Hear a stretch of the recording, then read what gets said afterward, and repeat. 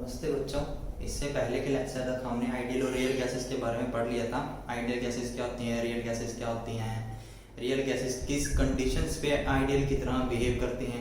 आज हम वो कारण पढ़ेंगे जिसकी वजह से रियल गैस डेविएट हो रही थी आइडियल गैसेस के बिहेवियर से। तो हमने ये पढ़ा था कि रियल गैस जो होती है वो आइडियल गैस की तरह बिहेव करेगी। कब करेगी? जब टेम्परेचर हमारा क्या होगा, टेम्परेचर होगा हमारा हाई एंड प्रेशर हमारा क्या होगा, लो। इन कंडीशन पे जो रियल गैस होगी वो आइडियल गैस की तरह बिहेव करेगी।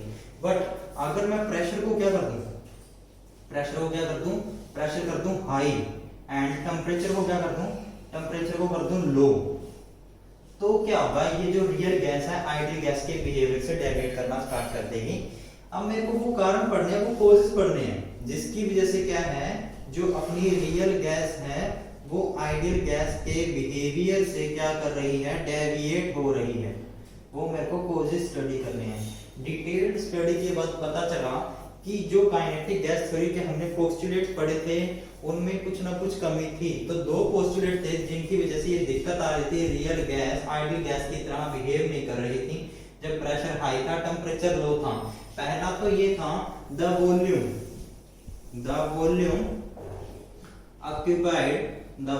ऑक्यूपाइड बाय द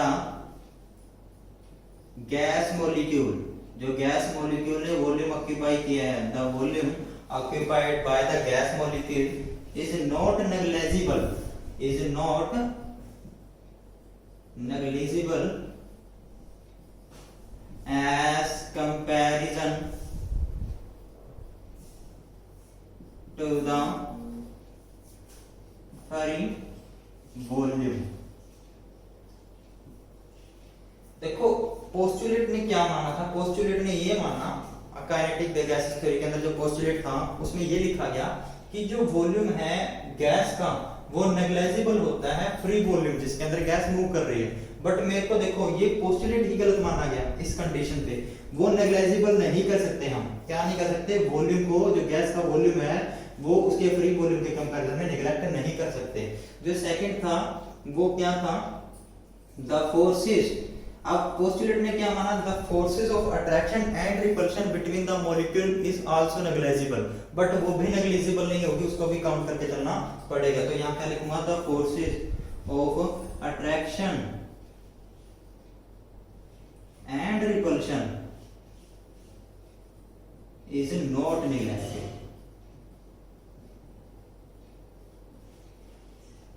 दोबारा से सुन लो, पोस्टुलेट में क्या माना गया, वॉल्यूम को नेग्लेक्ट कर देंगे, रिपल्शन अट्रैक्शन को नेग्लेक्ट कर देंगे, ठीक है।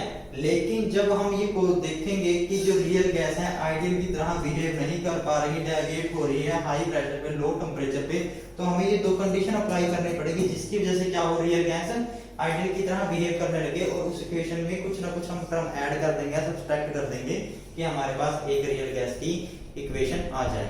तो मेरे को क्या था, देखो पोस्टुलेट के ये जो दो पोस्टुलेट थे केटीजी के, उनको रॉन्ग मिले हमें, ठीक है। इन दोनों को ही पढ़ के इन दोनों को ही जो टर्म है वो माइनस या प्लस करनी है जो हमारी आइडियल गैस इक्वेशन की ये दी हुई है। अब इसके ऊपर ये दोनों कंडीशंस अप्लाई करेंगे, इसमें जो चेंज होगा वो चेंज होने के बाद जो इक्वेशन बनेगी उस इक्वेशन को अप्लाई कर देंगे रियल गैसेस पे और फिर देखेंगे क्या ये रियल गैस के लिए ठीक है। ये जो जितनी भी स्टडी की थी, जो वंडरवाल नाम के साइंटिस्ट ने की थी, और उस इक्वेशन को नाम भी दे दिया था उन्होंने, वंडरवाल गैस इक्वेशन। एक बार हम देखते हैं कि उन्होंने क्या किया वंडरवाल ने।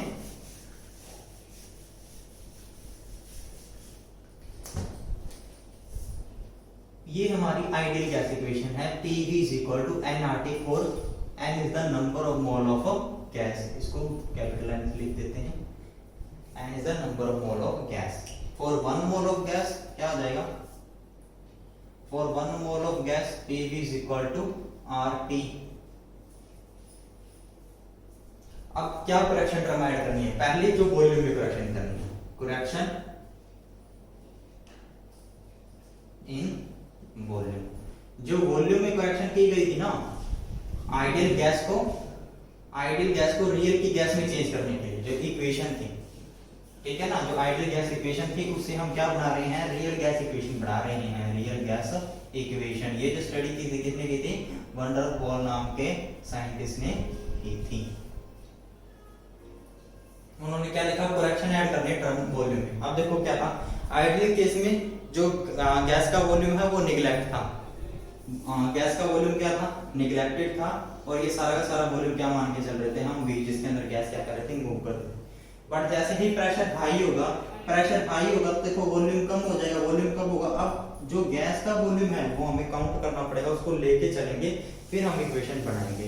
तो देखो आइडियल के केस में वॉल्यूम ज्यादा था, यहाँ पे फ्री वॉल्यूम की बात कर रहा हूँ, देखो यहाँ पे फ्री वॉल्यूम ज्यादा था, यहाँ पे जब मैंने वॉल्यूम को काउंट कर लिया तो फ्री वॉल्यूम क्या हुआ, कम हुआ ना। तो जब रियल का कम है आइडियल का ज्यादा है, तो इसके अंदर से कुछ ना कुछ टर्म माइनस करनी पड़ेगी, जो आइडियल किसमें चेंज जाए, रियल में चेंज जाए। तो मैं क्या करूंगा, वॉल्यूम आइडियल का ज्यादा था, रियल का कम था, तो मैं क्या कर दूंगा, कोई ना कोई टर्म इसमें से माइनस कर दूंगा, बी। अब ये जो बी है ये है क्या, इसको स्टडी करते हैं। बी को बोला गया है एक्सक्लूडेड वॉल्यूम, एक्सक्लूडेड वॉल्यूम या फिर को वॉल्यूम, को वॉल्यूम। अब इस बी को देखते हैं है क्या। अब मैं वॉल्यूम निकाल रहा हूं एक मॉलिक्यूल का, वॉल्यूम ऑफ वन मॉलिक्यूल, एक मॉलिक्यूल का वॉल्यूम कितना होगा, 4/3 पाई आर क्यूब।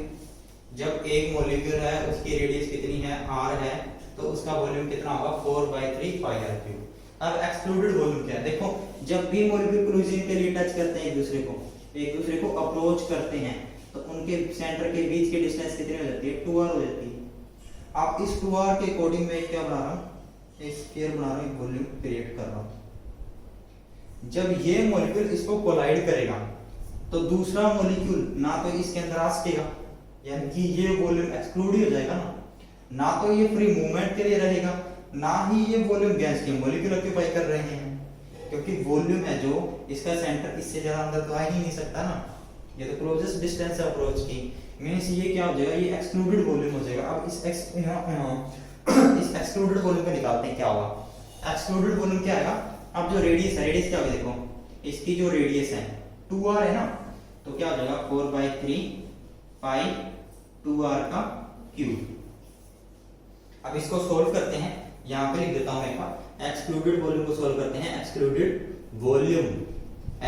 वॉल्यूम क्या आएगा, देखो 4/3 पाई, अब 2r क्यूब है, 2 की क्यूब करेंगे क्या आ जाएगा, 8r क्यूब। इसको क्या लिख देंगे, 4/3 इंटू में 8 पाई r क्यूब। अब ये तो क्या था, एक्सक्लूडेड वॉल्यूम में एक पेयर का मॉलिक्यूल के एक पेयर का। अब मेरे को क्या निकालना है, पर मॉलिक्यूल निकालना है, तो क्या करूंगा, इसको 1/2 से डिवाइड कर दूंगा। 1/2 से जब डिवाइड करूंगा ये क्या आ जाएगा, एक्सक्लूडेड वॉल्यूम पर मॉलिक्यूल, एक्सक्लूडेड वॉल्यूम क्या आ जाएगा, पर मॉलिक्यूल आ जाएगा। तो 2 से डिवाइड करूंगा क्या आ जाएगा, इसको 2 से निकाल दे तो क्या आ जाएगा, 4 इंटू में 4/3 पाई आर क्यूब। जब इसको 2 से डिवाइड करेंगे तो 2 आ जाएगा, 2 into 8 16, 4 into 4 16, एक ही बात है ना, तो ऐसे लिख सकते हैं इसको। अब ये वॉल्यूम किसका था, ये वॉल्यूम था एक मॉलिक्यूल का, तो क्या आ जाएगा, जो एक्सक्लूडेड वॉल्यूम है वो 4 टाइम्स है किसके, जो वॉल्यूम है सिंगल मॉलिक्यूल का, जो वॉल्यूम है सिंगल मॉलिक्यूल का, यानी कि जो B की वैल्यू है, B क्या हो सकता है, 4 इंटू में Vm क्या है, volume of a single molecule, और ये जो एक्सक्लूडेड वॉल्यूम है ये कितना है, उसका 4 टाइम है। तो जो पहली करेक्शन टर्म आई वो क्या आएगी, V माइनस B। अब ये तो है 1 मोल के लिए, अगर n मोल के लिए देखेंगे तो क्या आ जाएगा, V माइनस NB। ये किसके लिए हो जाएगा, n मोल ऑफ गैस के लिए। अब हमने करेक्शन इन वॉल्यूम तो करती है, वो टर्म क्या है, मैं यहाँ साइड में लिख रहा हूँ एक बार, V minus B।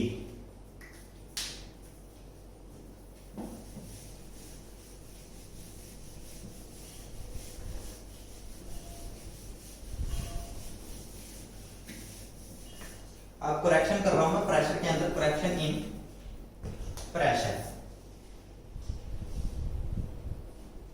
Correction in pressure. अब जैसे ही देखो ये रियल गैस आइडियल की तरह बिहेव नहीं कर रही थी जब प्रेशर हाई था, टेंपरेचर लो था। प्रेशर हाई करूंगा तो गैस को नीचे की तरफ मूव हो जाएगी। अब क्या होगा, जब मॉलिक्यूल क्लोज हो जाएंगे प्रेशर हाई करने पे, उनके बीच में जो पहले हम अट्रैक्शन और रिपल्शन निगलेक्ट कर रहे थे वो निगलेक्ट नहीं करेंगे, अब उसको लेके चलेंगे। देखो जब एक मॉलिक्यूल यहाँ है सेंटर में, तो उसको सभी तरफ से इक्वल अट्रैक्शन और फोर्सेस मिल रही है, नेट पुल क्या होगा उसके ऊपर जीरो होगा। बट जो मॉलिक्यूल वॉल्स पे लाई कर रहे हैं, जो मॉलिक्यूल वॉल्स पे लाई कर रहे हैं, उन मॉलिक्यूल को जो इंटीरियर में सेंटर में जो मॉलिक्यूल है पीछे की तरफ अट्रैक्ट करेंगे। जिस प्रेशर से ये मॉलिक्यूल वॉल पे टकराने चाहिए थे उस प्रेशर से अब नहीं टकराएंगे, यानी कि जो प्रेशर पहले जो मॉलिक्यूल वॉल्स के ऊपर लगा रहे थे, जब हमने अट्रैक्शन को गिना है, माना है, काउंट करा है, अब उतना प्रेशर नहीं लगा पाएंगे, उससे कम लगाएंगे। तो उस प्रेशर के अंदर कुछ ना कुछ क्वांटिटी हम क्या करेंगे, ऐड करेंगे। पहले प्रेशर देखो मेरी बात सुनो, प्रेशर क्या लग रहा है, कम लग रहा है, P प्रेशर कितना कम लग रहा है, क्यों लग रहा है, क्योंकि इनर की तरफ जो सेंटर में इंटीरियर में मॉलिक्यूल है वो वॉल्स वाले मॉलिक्यूल को अपनी तरफ अट्रैक्ट कर रहे हैं, अट्रैक्ट करेंगे तो प्रेशर कम लगाएंगे, कम लगाएंगे तो सिंपल सी बात है आइडिया तक पहुंचाने के लिए इसको क्या करेंगे, कुछ ना कुछ ऐड करेंगे। तो मैंने इसके अंदर क्वांटिटी ऐड कर दी, ये छोटे p से मैंने शो कर रखी है।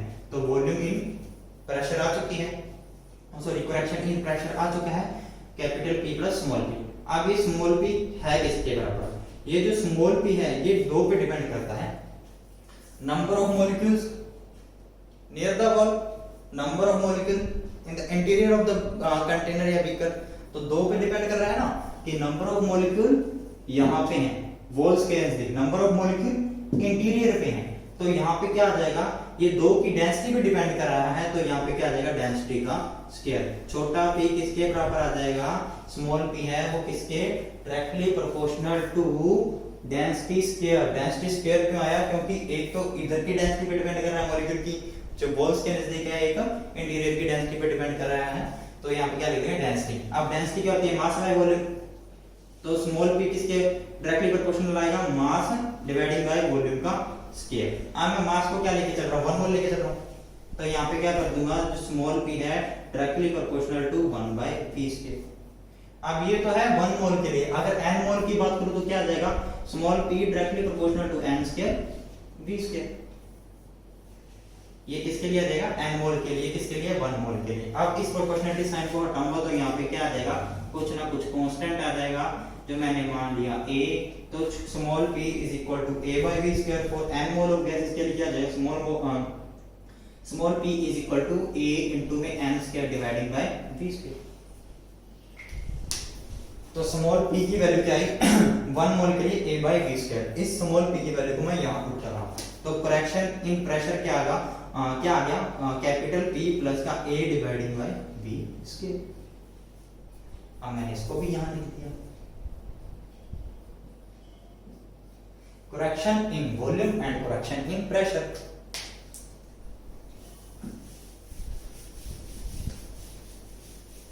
अब इन दोनों को मैं क्या करूंगा, इन दोनों को आइडियल गैस इक्वेशन के अंदर पुट कर दूंगा, क्योंकि हमने जो दो फैक्टर हमें दिक्कत करते, जो दो अजम्पशन केटीजी की, दो पोस्टुलेट जिनकी वजह से रियल गैस आइडियल की तरह बिहेव नहीं कर रही थी, डेविएट नहीं कर रही थी, उन दोनों में करेक्शन करके मैं यहाँ पुट कर रहा हूँ। तो अब मेरे पास इक्वेशन क्या आ जाएगी, p प्लस का a dividing by v square v minus b is equal to RT। इस इक्वेशन को क्या बोलेंगे, van der Waals gas equation for real gases. क्या बोल देंगे, वंडर वाल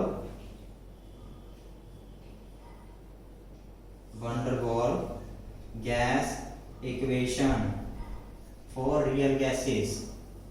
ओके, अब ये तो है 1 मोल के लिए, n मोल के लिए पुट करेंगे तो क्या आ जाएगा, Pa n square p plus का a n square divided by v square v minus nb is equal to Re।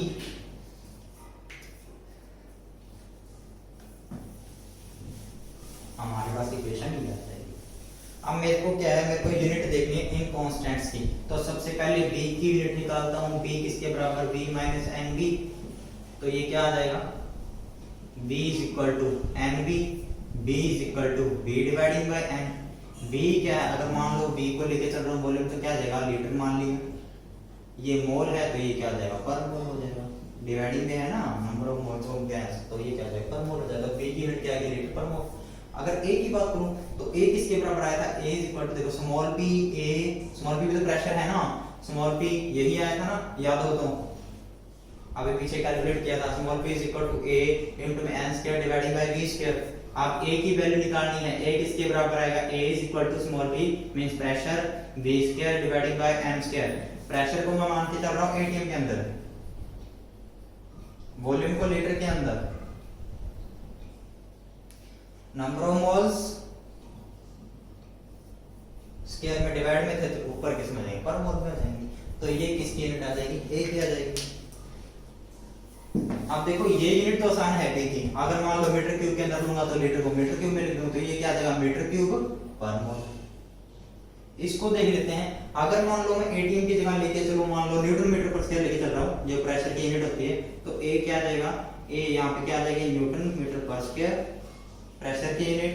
Volume को लेके चल रहा हूं मीटर क्यूब की स्क्वायर, क्योंकि वॉल्यूम का स्क्वायर है, ये पर मोल स्क्वायर। इसको सोल्व करेंगे क्या आ जाएगा, न्यूटन मीटर पर स्क्वायर मीटर की पावर 6 पर मोल स्क्वायर। इनको सोल्व करेंगे क्या आ जाएगा, न्यूटन मीटर की पावर 4 पर मोल स्क्वायर। ये क्या आ जाएगी, एक यूनिट आ जाएगी। अगर पास्कल के अंदर लेके चलेंगे तो यहाँ पे क्या कर देंगे, सिंपल क्या करते हैं, यहाँ पे पास्कल पुट कर देंगे, तो यूनिट क्या आ जाएगी, पास्कल मीटर की 6 पर मोल स्क्वायर। अब ये क्या आ गई, ए और बी की यूनिट्स आ चुकी हैं।